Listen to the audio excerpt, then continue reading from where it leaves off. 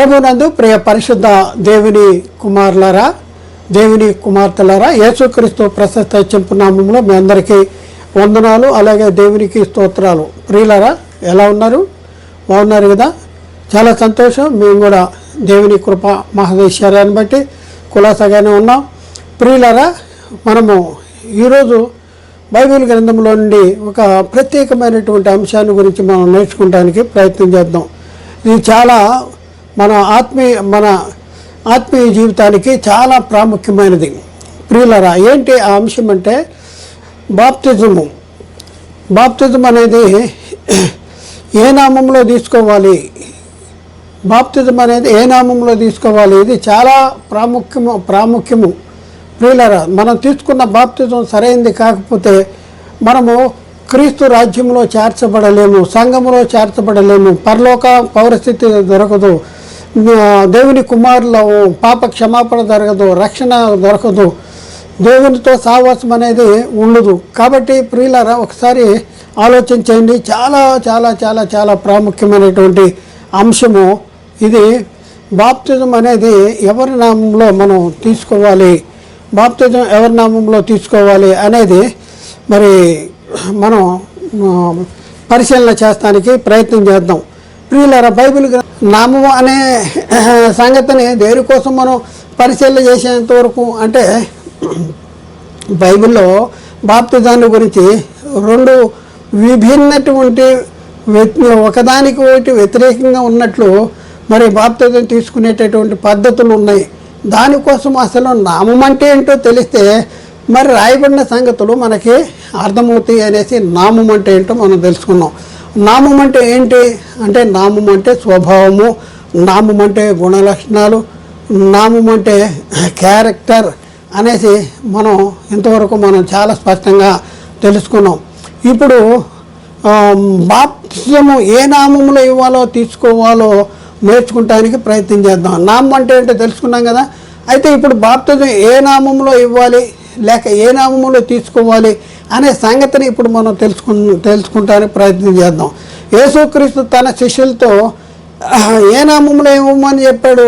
మత్తయి సువార్తలో 28:19 కాబట్టి మీరు వెళ్ళి సమస్త జనులను శిష్యులుగా చేయడి, తండ్రి యొక్కయు కుమారుని యొక్కయు పరిశుద్ధాత్మ యొక్కయు నామములోనికి వారికి బాప్తిజం ఇచ్చుచు అని చెప్పినటువంటి దాఖలాలు మనం చూస్తూ ఉన్నాం. తండ్రి ఇక్కడ మనం చూస్తే తండ్రి యొక్కయు కుమారుని యొక్కయు పరిశుద్ధాత్మని యొక్కయు నామములో బాప్తిజం ఇవ్వటం అంటే అర్థమేంటి? ఇది మనకు అర్థం అవ్వాలి. ఏంటి? తండ్రి యొక్కయు కుమారుని యొక్కయు పరిశుద్ధాత్మని యొక్కయు నామములో బాప్తిజం ఇవ్వటం అంటే ఏంటి? నామములోనికి బాప్తిజం ఇవ్వటం అంటే అర్థమేంటి? ఇది అర్థం అవ్వాలి. అయితే ప్రియులరా, దీన్ని మనం తెలుసుకుందాం. తండ్రి యొక్క నామము ఈజ్వల్ టు కుమారుని యొక్క నామము. ఎందుకంటే యేసుక్రీస్తు తండ్రి నామంలో వచ్చాడు కాబట్టి తండ్రి నామము ఏదైతే ఉందో అదే కుమారుని నామము. మరి పరిశుద్ధాత్ముడి గురించి మనం ఆలోచిస్తే పరిశుద్ధాత్ముడు ఎవరి నామంలో వచ్చాడు? యేసుక్రీస్తు నామంలో వచ్చాడు. కాబట్టి తండ్రి యొక్క నామము ఈజ్వల్ టు కుమారుని యొక్క నామము ఈజ్వల్ టు పరిశుద్ధాత్మ నామము. అయితే మనకు సులువుగా అర్థం కావటానికి ఈ క్రింది విధంగా నేర్చుకోవడానికి ప్రయత్నం చేద్దాం. ఈ విధంగా ఏంటి? తండ్రి యొక్క నామము వాల్యూ 10 అనుకోండి. అలాగే తండ్రి నామంలో వచ్చిన కుమారుని యొక్క నామము వాల్యూ 10. అంటే యేసుక్రీస్తు వాల్యూ కూడా 10, ఎందుకంటే యేసుక్రీస్తు తండ్రి నామంలో వచ్చాడు కాబట్టి. అయితే మళ్ళీ చూస్తే కుమారు నామంలో వచ్చిన పరిశుద్ధాత్మని యొక్క నామము ఏంటి? వాల్యూ ఎంత అంటే పరిశుద్ధాత్మని నామము లేక మహిమ వాల్యూ కూడా 10. అయితే ఇప్పుడు తండ్రి యొక్కయు కుమారుని యొక్కయు పరిశుద్ధాత్మని యొక్కయు నామము యొక్క విలువ ఎంత? నామం యొక్క వాల్యూ ఎంత? తండ్రి యొక్క నామము వాల్యూ 10 అనుకున్నాం, కుమారుని యొక్క నామము వాల్యూ 10 అనుకున్నాం, ఎందుకంటే తండ్రి నామంలో వచ్చాడు. అలాగే పరిశుద్ధాత్మ నామంలో ఈజ్వల్ టు 10 అనుకున్నాం. అయితే ఇప్పుడు యేసుక్రీస్తు చెప్పిన దాన్ని బట్టి తండ్రి యొక్కయు కుమారుని యొక్కయు పరిశుద్ధాత్మని యొక్కయు నామము పరిశుద్ధాత్మని యొక్కయు నామము లోనికి బాప్తిజం అన్నాడు. ఆ నామము వాల్యూ ఎంత అంటే మనం తండ్రి యొక్క అంటే తండ్రి యొక్క నామము వాల్యూ ఎంత అనుకున్నాం? 10 అనుకున్నాం. అలాగే కుమార్ నామం వాల్యూ ఎంత అనుకున్నాం? 10 అనుకున్నాం. అలాగే పరిశుద్ధాత్మని యొక్క నామం వాల్యూ 10 అనుకున్నాం. ఇప్పుడు చూద్దాం. తండ్రి యొక్కయు అంటే 10, ఈ కుమార్ని యొక్కయు అంటే ఈజ్ ఈక్వల్ టు 10, అలాగే పరిశుద్ధాత్మని యొక్కయు అంటే ఈజ్ ఈక్వల్ టు 10. అంటే తండ్రి నామము ఈజ్ ఈక్వల్ టు కుమార్ నామము ఈజ్ ఈక్వల్ టు పరిశుద్ధాత్మ నామము లోనికి బాప్తిజం ఇవ్వమని చెప్పాడు. అయితే తండ్రి యొక్కయు కుమార్ని యొక్కయు పరిశుద్ధాత్మ యొక్కయు నామము ఎంత, దాని వాల్యూ ఎంత అనేసి మనం పరిశీలన చేస్తే తండ్రి నామము 10 అయితే, కుమార్ నామము 10 అయితే, పరిశుద్ధాత్మ నామము 10. అంటే 10 is equal to 10 is equal to 10 is equal to 10 అంటే 10 అవుతుంది. కాబట్టి ప్రియులారా ఒకసారి ఆలోచించండి. తండ్రి మహిమ ఈజ్ ఈక్వల్ టు కుమారుని మహిమ ఈజ్ ఈక్వల్ టు పరిశుద్ధాత్మని మహిమ. ఈ ముగ్గురు కూడా సమానమైన మహిమలు కలిగి ఉన్నారు. తండ్రి యొక్కయు కుమారుని యొక్కయు పరిశుద్ధాత్మ యొక్కయు నామము లోనికి వారికి బాప్తిజం ఇచ్చుతూ అన్నాడు. కాబట్టి ఇప్పుడు బాప్తిజం ముగ్గురు కలిగి ఉన్న మహిమలో ఇవ్వాలా? ముగ్గురు కలిగి ఉన్న మహిమలో ఇవ్వాలా అంటే నామముల లోనికే అని చెప్పాల. నామంలోనికి అన్నాడు. నామముల లోనికి అంటే లోనికి అంటే 10 + 10 + 10 ఈజ్ ఈక్వల్ టు ఆఖరిగా 30 ఉంది. ఆ మహిమను మనం ధరించుకోవాలి.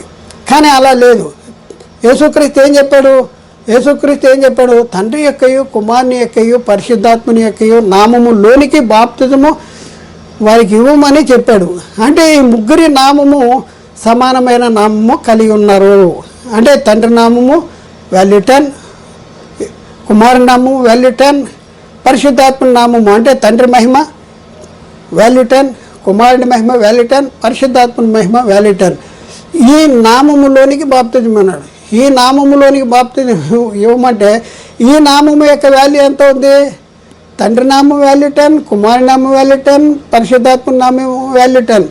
తండ్రి యొక్కయు కుమారుని యొక్కయు పరిశుద్ధాత్మ యొక్కయు నామములోనికి బాప్తిజం ఇవ్వాలంటే బాప్తిజం పొందుకున్నవాడు ఏ మహిమను ధరించుకోవాలి? బాప్తిజం పొందుకున్నవాడు కూడా ఏ మహిమను ధరించుకోవాలి అంటే ఈ ముగ్గురు కలిగి ఉన్న మహిమ, ముగ్గురు కలిగి ఉన్న మహిమ, ముగ్గురు సమానమైన మహిమ కలిగి ఉన్నారు. అందుకనే ముగ్గురు ఏ మహిమ అయితే కలిగి ఉన్నారో ఆ మహిమ, ముగ్గురు ఏ మహిమ కలిగి ఉన్నారో వాల్యూ 10 కలిగి ఉన్నారు. అంటే బాప్తిజం పొందిన వాళ్ళు కూడా వాల్యూ 10 అంటే తండ్రి యొక్కయు కుమారుని యొక్కయు పరిశుద్ధాత్మని యొక్కయు నామములోనికి బాప్తిజం ఇవ్వాలి. కాబట్టి అపోస్తలులు ఈ ముగ్గురులో ఒకడైనటువంటి అంటే ఈ ముగ్గురు నామం ఎంత అంటే 10, ముగ్గురు నామం ఎంత అంటే 10. కాబట్టి అపోస్తలులు ఏం చేశారు? ఈ 10 బాప్తిజం పొందుకున్న వాళ్ళు ఈ ముగ్గురి మహిమను పొందుకోవాలి. ముగ్గురు మహిమ వాల్యూ ఎంత అంటే 10. ఈ ముగ్గురు మహిమ వాల్యూ 10. వీళ్ళు పొందుకున్న వాళ్ళు కూడా 10 మహిమ ధరించుకోవాలి. అయితే ఇప్పుడు మరి అపోస్తలులు ఏం చేశారు? ఈ ముగ్గురులో ఒకడైనటువంటి యేసుక్రీస్తు నామంలోనికి బాప్తిజం పొందమని చెప్పాడు. కాబట్టి ప్రియులరా, ఎందుకంటే యేసుక్రీస్తు మహిమ పొందుకుంటే తండ్రి మహిమ పొందుకున్నట్టే, అలాగే యేసుక్రీస్తు మహిమ పొందుకుంటే పరిశుద్ధాత్మ మహిమ పొందుకున్నట్టే. కనుక అపోస్తలులు యేసుక్రీస్తు నామమున బాప్తిజం పొందిని అని చెప్పారు. కాబట్టి ఇది చాలా జాగ్రత్తగా పరిశీలన చేయాలి. ఎందుకు అపోస్తలులు యేసుక్రీస్తు నామంలో బాప్తిజం పొందుకోమన్నారు? యేసుక్రీస్తు నామంలో బాప్తిజం పొందిని అని ఎందుకు చెప్పారు అంటే తండ్రి మహిమ, కుమారుని మహిమ, పరిశుద్ధాత్మని మహిమలోనికి వీళ్ళు బాప్తిజం పొందాలి. తండ్రి మహిమ వాల్యూ 10 అయితే, కుమారుని మహిమ వాల్యూ 10 అంటే, పరిశుద్ధాత్మని వాల్యూ 10 అంటే వీళ్ళు ఏ మహిమ ధరించుకోవాలి? బాప్తిజం పొందిన వాళ్ళు వీళ్ళు కూడా 10 మహిమ ధరించుకోవాలి. అయితే ఈ ముగ్గురు మహిమ సమానం, ఒకే మహిమను కలిగి ఉన్నారు. అందుకనే ప్రియులరా, ముగ్గురు మహిమ సమానంగా కాబట్టి అపోస్తలులు ఏం చెప్పారు? యేసుక్రీస్తు నామంలో బాప్తిజం పొందండి పొందుడి అని చెప్పారు. యేసుక్రీస్తు నామంలో బాప్తిజం పొందుకుంటే తండ్రి మహిమను పొందుకున్నట్టేనా? యేసుక్రీస్తు నామంలో బాప్తిజం పొందుకుంటే తండ్రి మహిమ పొందినట్టేనా అంటే అవును, యేసుక్రీస్తు ఎవరు మహిమలో వచ్చాడు? తండ్రి మహిమలో వచ్చాడు. అలాగే యేసుక్రీస్తు నామంలో బాప్తిజం పొందుకుంటే పరిశుద్ధాత్మని మహిమను పొందుకున్నట్టేనా అంటే అవును, ఎందుకంటే యేసుక్రీస్తు పరిశుద్ధాత్ముడు క్రీస్తు మహిమను ఈ లోకానికి వచ్చాడు. అందుకని అపోస్తులు ఏం చెప్పారు? యేసుక్రీస్తు నామంలో బాప్తిజం పొందుడి అని చెప్పారు. అపోస్తుల గారు 2:38లో యేసుక్రీస్తు నామంలో బాప్తిజం పొందుడి అని చెప్పారు. అలాగే అపోస్తుల కార్యములో 10వ అధ్యాయము 48వ వచనములో యేసుక్రీస్తు నామమందు వారు బాప్తిజం పొందవలన ఆజ్ఞాపించెను అనేసి అక్కడ రాయబడింది. అలాగే అపోస్తుల కార్యం 8:16లో వారు ప్రభు అయిన యేసు నామమందు నామమున బాప్తిజం మాత్రం పొందిరి. ఎవరి నామము బాప్తిజం పొందిరంటే యేసునామమును బాప్తిజం పొందిరి అంటాడు. అలాగే అపోస్తుల కార్యము 19వ అధ్యాయం 5వ వచనంలో ప్రభు అయిన యేసునామమున బాప్తిజం పొందిరి అనేసి అక్కడ రాయబడింది. అలాగే రోమపత్రిక 6:3లో క్రీస్తు యేసులోనికి బాప్తిజం పొందిన మనమందరమును అంటాడు. క్రీస్తు యేసులోనికి బాప్తిజం పొందిన మనమందరం. అలాగే గలతీ పత్రిక 3వ అధ్యాయం 27వ వచనంలో అక్కడేమని రాయబడింది? క్రీస్తులోనికి బాప్తిజం పొందిన మీరందరూ అంటాడు. అంటే క్రీస్తు మహిమను ధరించుకుంటే తండ్రి మహిమను ధరించుకున్నట్టే, క్రీస్తు మహిమను ధరించుకుంటే పరిశుద్ధాత్మని మహిమను కూడా ధరించుకున్నట్టే. తండ్రి యొక్కయు కుమారుని యొక్కయు పరిశుద్ధాత్మ యొక్కయు నామములోనికి, ఆ నామం ఏంటి? వారు కలిగి ఉన్న నామం ఏంటి? ఆ నామములోనికి బాప్తిజం పొందాలి. ఆ నామములోనికి బాప్తిజం పొందడానికే యేసుక్రీస్తు నామంలో వీళ్ళు బాప్తిజం ఇచ్చారు. యేసుక్రీస్తు నామంలో బాప్తిజం పొందటం అంటే తండ్రి నామాన్ని కలిగి ఉన్నట్టు, యేసుక్రీస్తు నామంలో బాప్తిజం పొందటం అంటే పరిశుద్ధాత్మ నామంలో బాప్తిజం మహిమను పొందుకున్నట్టు. అదేమిటంటే ఈ ముగ్గురు మహిమ ఒకే మహిమను కలిగి ఉన్నారు కాబట్టి అపోస్తలులు తండ్రి యొక్క నామంలో బాప్తిజం పొందవలనని ఎందుకు చెప్పలేదు? చూడండి, ముగ్గురు ఒకటే మహిమ కలిగి ఉన్నారు కాబట్టి యేసుక్రీస్తు నామంలో బాప్తిజం పొందుడని అపోస్తలులు చెప్పారు అనేసి మనం ఇప్పుడు చెప్తున్నాం. అయితే కొంతమంది ప్రశ్న అడుగుతారు, మరి ముగ్గురు నామము ఒకటే, ముగ్గురు మహిమ ఒకటే, ముగ్గురు మహిమ వాల్యూ ఒకటే, మరి యేసుక్రీస్తు నామంలో బాప్తిజం పొందడానికి కాకుండా తండ్రి యొక్క నామంలో బాప్తిజం పొందమని ఎందుకు చెప్పలేదు అనేసి కొంతమంది ప్రశ్న అడుగుతారు. దానికి సమాధానం చెప్పవలసిన బాధ్యత ఉంది. ముగ్గురు ఒకే మహిమను కలిగి ఉన్నారు కాబట్టి అపోస్తలులు పరిశుద్ధాత్మ యొక్క నామంలో బాప్తిజం పొందమని ఎందుకు చెప్పలేదు? కేవలం యేసుక్రీస్తు నామంలోనే బాప్తిజం పొందడని ఎందుకు చెప్పారు అనే ప్రశ్న అడుగుతారు. యేసుక్రీస్తు నామమున బాప్తిజం పొందిడి అని ఎందుకు చెప్పారు అనే ప్రశ్న అడిగినప్పుడు మనం సమాధానం చెప్పగలిగి ఉండాలి. బైబిల్లో చాలా చక్కని సమాధానం ఉంది. జవాబు ఏంటంటే బాప్తిజము అనగా ఏంటంటే ముంచుట, సమాధి చేయబట్ట, పాతి పెట్టబట్ట అని అర్థం. మనము బాప్తిజములో క్రీస్తు మరణ, సమాధి, పునరుద్ధానములో పాలివారం అవుతున్నాము. అయితే బాప్తిజం పొందుట అనేది క్రీస్తు మరణ, సమాధి, పునరుద్ధానములో పాలివారమై ఉండుట. అది ఎక్కడ రాయబడింది? రోమపత్రిక 6వ అధ్యాయము 3-4 వచనాల్లో ఏమని రాయబడిందంటే క్రీస్తు యేసులోనికి బాప్తిజం పొందిన మనమందరమును ఆయన మరణములోనికి బాప్తిజం పొందుతారని మీరు ఎరగరా అంటాడు. చూడండి, ఆయన మరణములోనికి బాప్తిజం పొందిరు. ఎవరు మరణించారు? తండ్రి మరణించారా? పరిశుద్ధాత్ముడు మరణించారా? మనం బాప్తిజంలో ఏం చేస్తున్నాం? క్రీస్తులోనికి బాప్తిజం పొందిన మనమందరం ఆయన మరణంలోనికి బాప్తిజం పొందుతున్నాం. మనం మరణించింది ఎవరు? మృతి పొందింది ఎవరు? సమాధి చేయబడింది ఎవరు? తిరిగి లేచింది ఎవరు? యేసుక్రీస్తు. కాబట్టి క్రీస్తులోనికే బాప్తిజం పొందుతున్నాం మనం. మరి ఇంకొక ప్రశ్న మనం చూస్తే క్రీస్తు యేసులోనికి బాప్తిజం పొందిన మనమందరమును ఆయన మరణంలోనికి బాప్తిజం పొందుతున్నాము. రోమపత్రిక 6:4. కాబట్టి తండ్రి మహిమ వలన క్రీస్తు మృతుల్లోండి ఎలాగో లేపబడెనో అలాగే నూతన జీవం పొందిన వారమై నడుచుకున్నట్లు మనము బాప్తిజము వలన మరణములో పాలు పొందుటికై ఆయనతో కూడా పాతి పెట్టబడుతున్నాం. బాప్తిజం అంటే ముంచుట, సమాధి చేయబట్ట, పాతి పెట్టబట్ట. ఇప్పుడు ఈ కార్యక్రమాలు మనలో జరగాలంటే ఈ ముగ్గురులో ఎవరు ఈ కార్యక్రమాలను జరిగించారు? సమాధి చేయబడింది ఎవరు? సిలువ వేయబడింది ఎవరు? చనిపోయింది ఎవరు, పాతి పెట్టబడింది ఎవరు, తిరిగి లేచింది ఎవరు అంటే యేసుక్రీస్తు. కాబట్టి అపోస్తలులు ఏం చేశారంటే యేసుక్రీస్తు నామములోనికి ముందు యేసుక్రీస్తు నామము ధరించుకుంటే తండ్రి నామం, యేసుక్రీస్తు తండ్రి నామంలో వచ్చాడు కాబట్టి తండ్రి నామాన్ని మనం కలిగి ఉంటాము. యేసుక్రీస్తులోనికి బాప్తిజం పొందితే పరిశుద్ధాత్ముడు క్రీస్తు నామంలో వచ్చాడు కాబట్టి పరిశుద్ధాత్మ నామం కూడా ధారించుకుంటాము. కాబట్టి ప్రియులరా, బాప్తిజం గురించి మనం ఒకసారి పరిశీలన చేస్తే క్రీస్తు పునరుద్ధానం యొక్క సాదృశ్యం ముందు ఆయనతో ఐక్యముగా గలవారమే ఉంటున్నాము. బాప్తిజం అనేది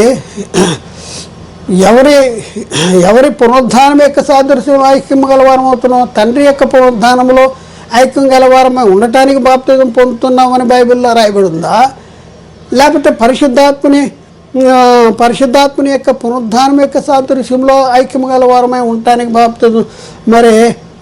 బాప్తిజం పొందుతున్నాము మనం అనేసి మనం పరిశీలన చేస్తే క్రీస్తు పునరుద్ధానం యొక్క సాదృశ్యం ముందు రోమాపత్రిక 6:5 మరియు ఆయన మరణము యొక్క సాదృశ్యం ముందు ఆయనతో ఐక్యం గలవారమైన ఎక్కడ ఐక్యమవుతున్నాం, బాప్తిజంలో పాతి పెట్టబడుతున్నాం, తిరిగి లేపినప్పుడు తిరిగి లేస్తున్నాం.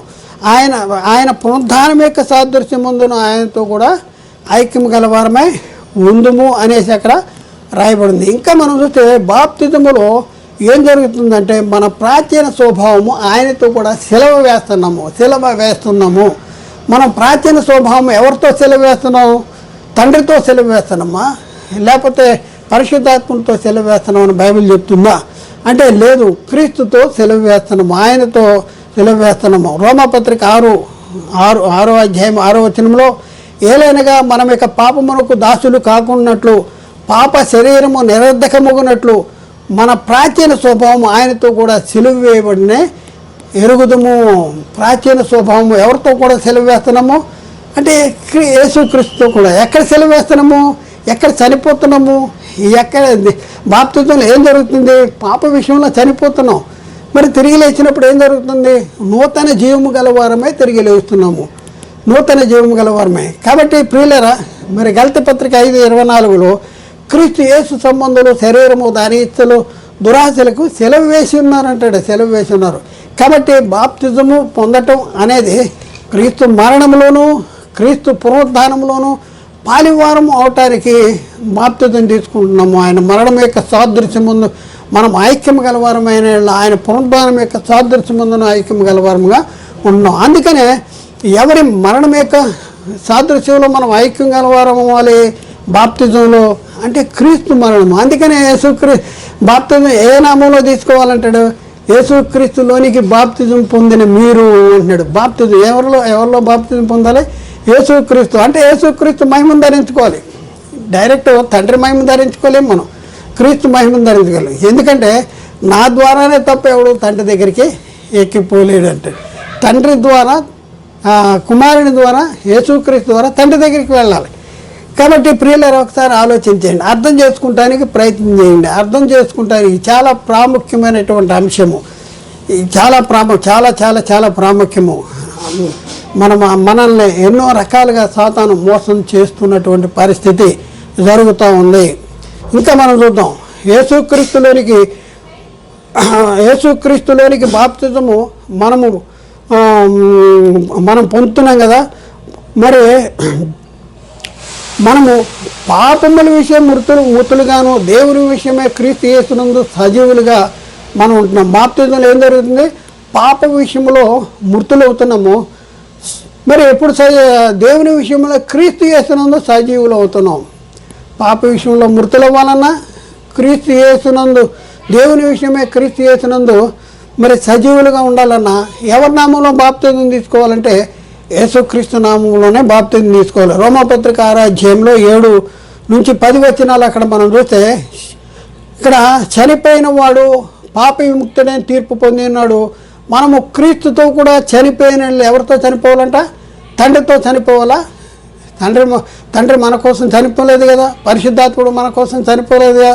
మన కోసం చనిపోయింది ఎవరు?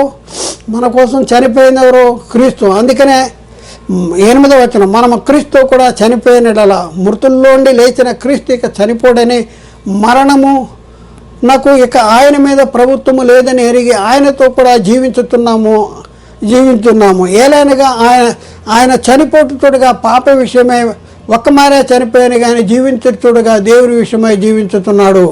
అటువలే చూడండి, చాలా జాగ్రత్త. 11వ వచనం, అటువలే మీరు పాప విషయం మృతులుగాను.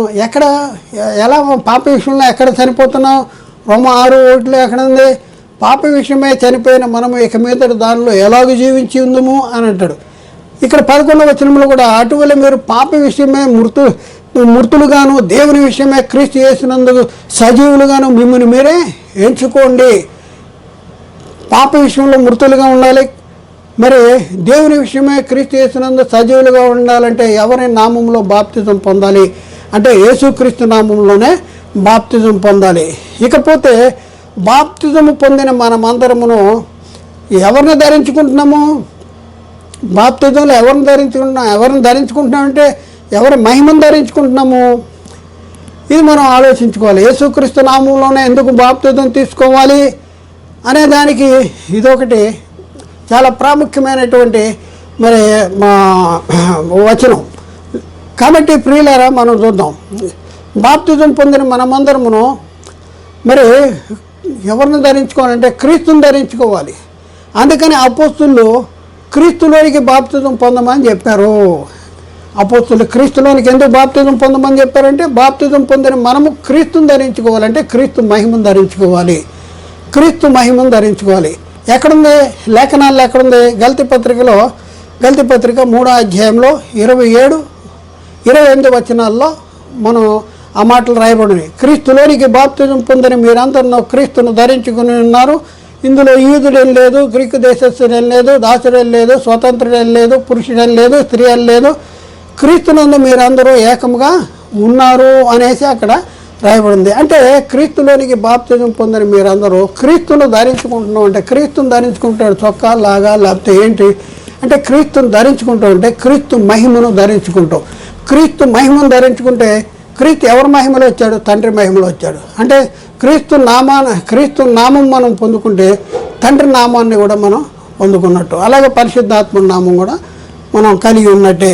అందుకనే క్రీస్తులోని బాప్తిజం పొందటం అంటే మరి క్రీస్తును ధరించుకుంటాం అంటే క్రీస్తు మహిమను ధరించుకుంటాం అనేసి చాలా స్పష్టంగా బైబిల్లో రాయబడి ఉంది. అందుకనే అపోస్తులు ఏ నామంలో బాప్తిజం పొందమని చెప్పారు?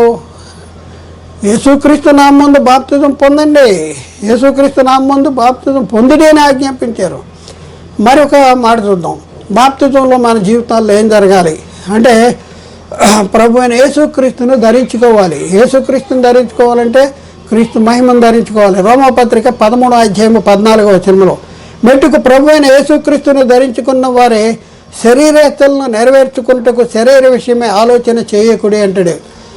మెట్టుకు ప్రభు అయిన యేసుక్రీస్తును ధరించుకున్న వారే ఎక్కడ ధరించుకుంటున్నాం? యేసుక్రీస్తుని బాప్తిజంలో ధరించుకుంటున్నాము. అలాగే పౌలు కొరింథీకి రాసిన రెండో పత్రికలో 8వ అధ్యాయం 23వ వచనంలో అక్కడ రాయబడిన మాట మనం చూస్తే, తీతు ఎవరైనాను అడిగిన ఎడల అతడు నా పాలివాడును మీ విషయమే నా జత పనివాడునే ఉన్నాడని సహోదరులు ఎవరైనా అడిగిన ఎడల వారు సంఘములకు దూతలను క్రీస్తు మహిమనే ఉన్నారు. సహోదరులు ఎవరంట? సంఘాలకి దూతలు క్రీస్తు మహిమయునై ఉన్నారు. క్రీస్తు మహిమయునై ఉన్నారు. ఈ క్రీస్తు మహిమ ఎక్కడ తెచ్చుకున్నారు? బాప్తిజంలో తెచ్చుకున్నారు, బాప్తిజంలో పొందుకున్నారు. అలాగే పౌలు తెస్సలోనికి రాసిన 2వ పత్రికలో 2వ అధ్యాయం 14వ వచనంలో అక్కడ అద్భుతమైన మాట చెప్తూ ఉన్నాడు. మీరు ఎలాగో రక్షించబడి మన ప్రభు అయిన యేసుక్రీస్తు మహిమను పొందవలనని ఆయన మా సువార్త వలన మిమ్మల్ని పిలిచాను అంటాడు. సువార్త వలన పిలిచింది ఎందుకు అంటే రక్షించబడటానికి. అంత మాత్రమేనా అంటే యేసుక్రీస్తు యొక్క మహిమను పొందాలి. యేసుక్రీస్తు మహిమ మీరు ఎలాగో రక్షించబడి మన ప్రభు అయిన యేసుక్రీస్తు యొక్క మహిమను పొందవలనని మా సువార్త వలన మిమ్మల్ని పిలిచాడు అంటాడు. అందుకనే పౌలు గారు గలతీ సంఘాన్ని గురించి వ్రాస్తూ ఏం చేస్తున్నాడు?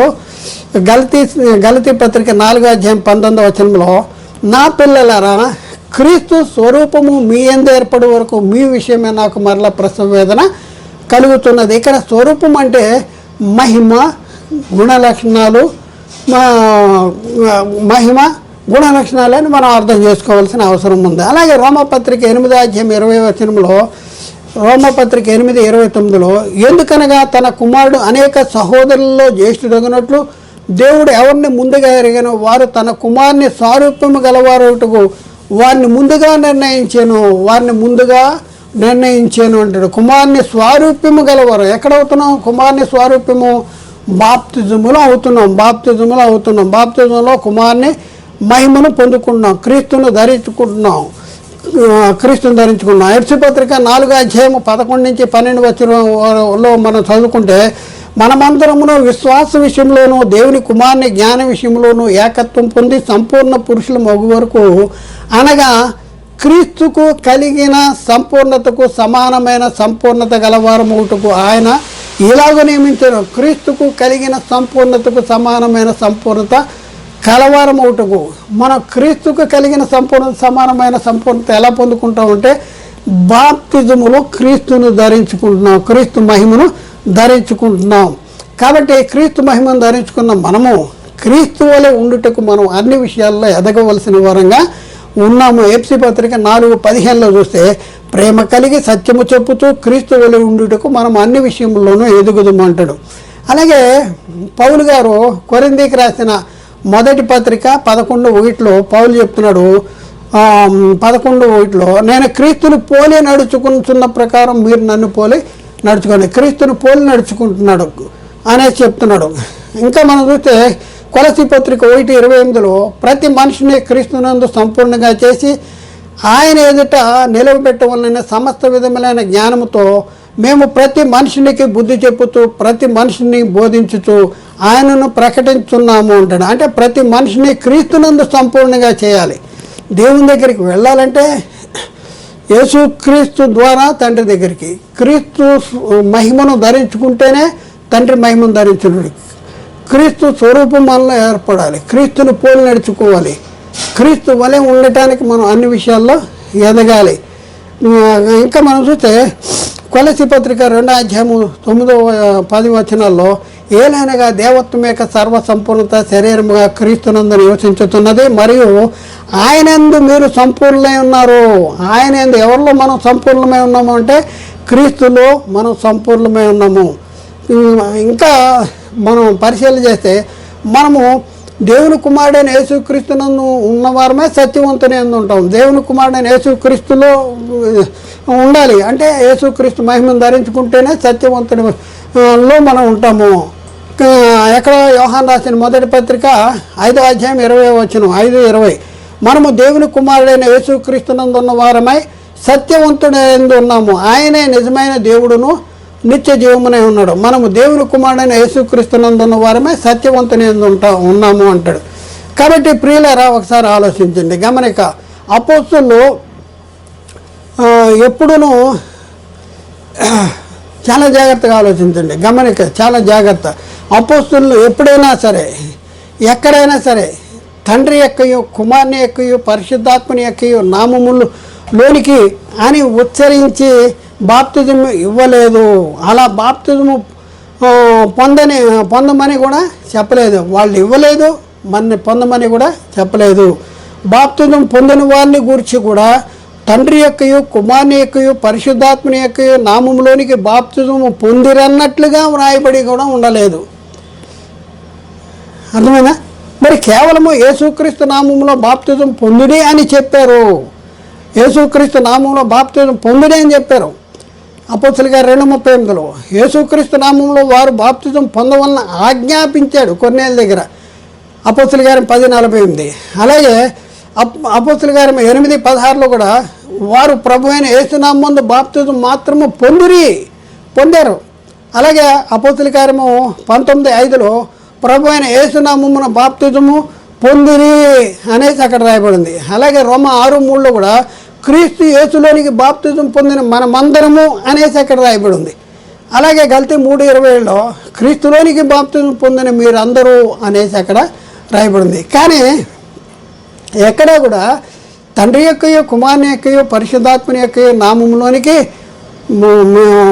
బాప్తిజము ఇచ్చినట్లుగా కానీ బాప్తిజము పొందినట్లుగా కానీ పొందుకున్నట్లుగా కానీ లేదు. ఇచ్చిన వాళ్ళు బాప్తిజం ఇచ్చినట్లుగా లేదు, పొందుకున్న వాళ్ళు అలా పొందుకున్నట్లుగా కూడా లేదు అనేసి బైబిల్లో మనం చాలా స్పష్టంగా గ్రహించగలము. కాబట్టి ప్రియులరా, మరి ఒకసారి ఆలోచించండి.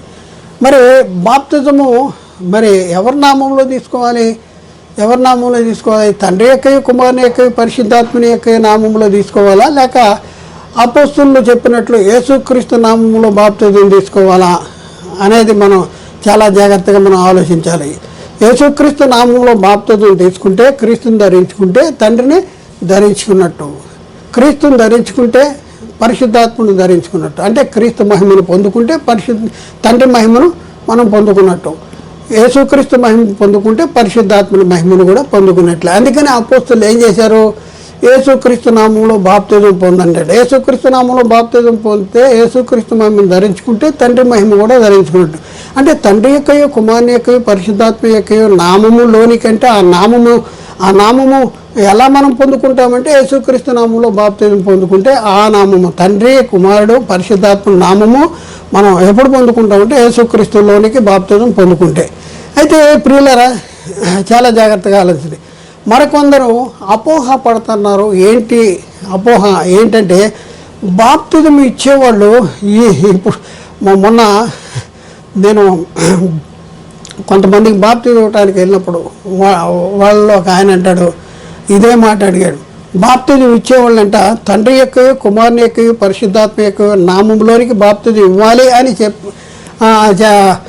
చెప్తున్నారంట. అంటే బాప్తిజం ఇచ్చేవాళ్ళు తండ్రి యొక్క, కుమారుని యొక్క, పరిశుద్ధాత్మ యొక్క నామంలోనికి నీకు బాప్తిజం ఇస్తున్నా అనేసి ఇచ్చేవాళ్ళు అంటారంట. తీసుకున్న వాళ్ళని ఏం చెప్పాలంట? బాప్తిజం తీసుకున్న వాళ్ళు ఏం చెప్పాలంట? యేసుక్రీస్తు నామం ముందు బాప్తిజం మేము పొందేవండి అనే చెప్పాలంట. ఇచ్చేదేమో తండ్రి యొక్క, కుమారుని యొక్క, పరిశుద్ధాత్మ యొక్క నామంలో వాళ్ళు ఇస్తే, తీసుకున్న వాళ్ళు ఏంటంట తండ్రి యేసుక్రీస్తు నామంలో తీసుకున్నాం అనేసి చెప్పాలంట అందరికీ. బాగుందా? ఇది బాగుందా? చూడండి ఎంత అతికి తెలివో చూడండి. మరి ఇలాంటి వాదన బైబిల్ సమర్థిస్తుంది అంటే బైబిల్ సమర్థిస్తుంది ఏంటి అర్థం చేసుకోవాలి. మొన్న హేతువుడుగు ప్రతి వారికి సాత్వికంగా భయంతో వణుకుతో సమాధానం చెప్పాలి. అలా ఎప్పుడు చెప్పగలము? బైబిల్ని పరిశోధించాలి. బైబిల్ని పరిశోధిస్తే మనకు అర్థం ఉంది. పరిశోధించడానికి మనం తీసుకున్న బాప్తిజాలే కరెక్ట్ కాదు కదా. ఆత్మ సంబంధమైన సంగతులతో సరిచూసుకోవాలంటే ప్రకృతి సంబంధమైన మనుషుడు ఆత్మ సంబంధమైన సంగతులనే అర్థం చేసుకోలేడు. అవి అతనికి ఆత్మానుభవం వల్లనే అర్థమవుతాయి. కాబట్టి ప్రియులారా, ఒకసారి ఆలోచించి ఇలాంటి వాదన ఇచ్చేవాళ్ళు యేసుక్రీస్తు చెప్పినట్లు ఇస్తారంట. తీసుకున్న వాళ్ళు అపోస్తులు చెప్పినట్టు తీసుకున్నాం అని చెప్పాలంట. ఎంత జింబిక్క చూడండి, మోసం చేస్తున్నారు ప్రజల్ని. అది అంటే యేసుక్రీస్తు చెప్పింది ఏంటనేది తెలియదు. అసలు నామం అంటే ఏంటో తెలియదు వీళ్ళకి. బాప్తిజాలు ఇచ్చే వాళ్ళకే నామం అంటే తెలియదు, బాప్తిజం తీసుకునే వాళ్ళకే నామం అంటే తెలియదు.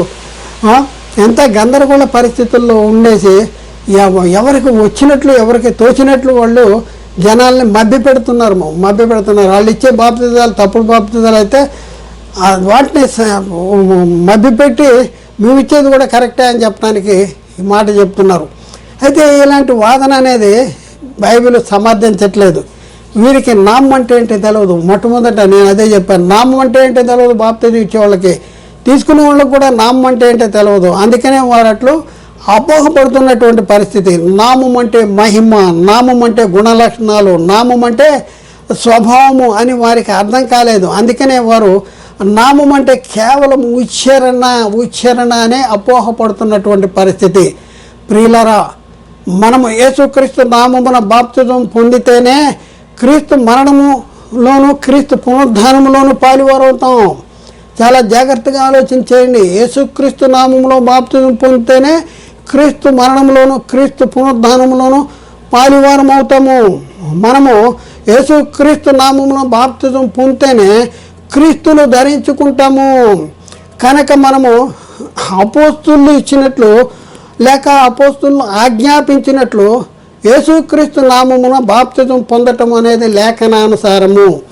ప్రియులారా ఆలోచించండి. ఈ అంశాన్ని గురించి చెప్పవలసింది ఇంకా అనేక సంగతులు ఉన్నాయి. కంగారు పడద్దు. ఎవరిని కూడా వ్యక్తిగతంగా, సంఘపరంగా, సంస్థపరంగా ఎవరిని కూడా తప్పు పట్టుకుంటానికి, కించపడటానికి, మీరు చెప్పేది తప్పు, మేము చెప్పేది కరెక్ట్ అని చెప్పడానికి మీ ముందుకు రావట్లా. ఆలోచించండి. ఈ అంశాన్ని గురించి ఇంకా చెప్పవలసిన సంగతులు చాలా ఉన్నాయి. అవన్నీ కూడా రాబో క్లాసుల్లో మీకు తెలియపరుస్తాం. కాబట్టి ఆలోచించేయండి, అర్థం చేసుకోండి. ఎవరు కంగారు పడద్దు. మా గురించే చెప్తున్నాడు, లేకపోతే మేము తీసుకున్నది తప్పుడు బాప్తిజం అని చెప్తున్నాడు అనేసి మీరు కంగారు పడద్దు. చాలా జాగ్రత్తగా పరిశీలన చేసి చెప్పబడిన ఈ సంగతులన్నీ కూడా గ్రహించి అర్థం చేసుకుంటానికి ప్రయత్నించండి. ఆలోచించండి. మనం ఒక 1000 రూపాయలు కట్ట ఎవరికైనా ఇస్తే ఆ 1000 రూపాయలు ఉన్నాయా లేదా అని 10 సార్లు లెక్క పెట్టుకుంటాం. మరి నిత్య జీవానికి సంబంధించింది బాప్తిజం, మామూలుది కాదు. పాప క్షమాపణ, రక్షణ, నిత్య జీవము, మహిమ, కృప, పరిశుద్ధత, దేవునితో సమాధానము, పరలోక పౌరసత్వము, మరి నరక పరిస్థితిని తప్పించబడటము, దేవుని కుమారులు అవటం, దేవుని పరలోక పౌరులు అవటం, దేవుని వారసులు అవటం మరి బాప్తిజంలో జరుగుతుంది. కాబట్టి ఆలోచించండి. బాప్తిజం తీసుకుంటాం, తీసుకున్న బాప్తిజం కరెక్ట్ కాకపోతే నిత్య నరకానికి వెళ్ళిపోయేటటువంటి పరిస్థితి. సాతాను ఏం చేస్తానంటే మీరు తీసుకున్న బాప్తిజాలు కరెక్టే అనేసి మన మభ్య పెడుతూ అదే అనేసి మభ్య పెడుతూ మరి మనల్ని దేవునికి దూరం చేసేటటువంటి పరిస్థితి. కాబట్టి ఆలోచించండి, అర్థం చేసుకోండి, సత్యాన్ని గ్రహించడానికి ప్రయత్నించండి. రాబో క్లాసుల్లో ఇంకా చాలా స్పష్టంగా చెప్పడానికి ప్రయత్నం చేస్తాం. దేవుడు మాట్లాడిన ప్రతి మాట ప్రతి ఒక్క హృదయంలో నీరుగట్టి ఫలం చేయనుగాక. ఆమేన్. అందరికీ వందనాలు. దేవునికి స్తోత్రం.